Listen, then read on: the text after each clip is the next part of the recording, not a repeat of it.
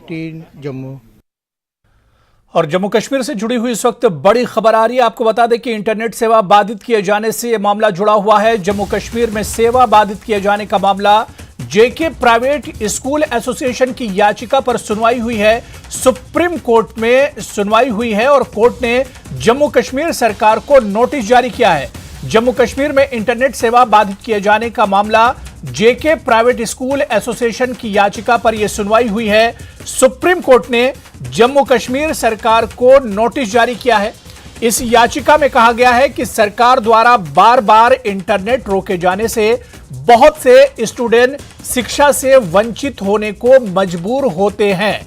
तो आपको बता दें कि इस वक्त की बड़ी खबर इंटरनेट सेवा बाधित किए जाने का यह मामला है। जम्मू कश्मीर में सेवा बाधित किए जाने पर जेके प्राइवेट स्कूल एसोसिएशन की याचिका पर सुप्रीम कोर्ट में सुनवाई हुई है।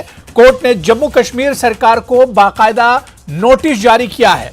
आपको बताते चलें कि इस याचिका में कहा गया है कि बार बार सरकार के द्वारा इंटरनेट रोके जाने से बहुत से छात्र शिक्षा से वंचित होने को मजबूर होते हैं।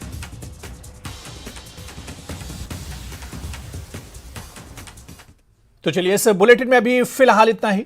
नमस्कार।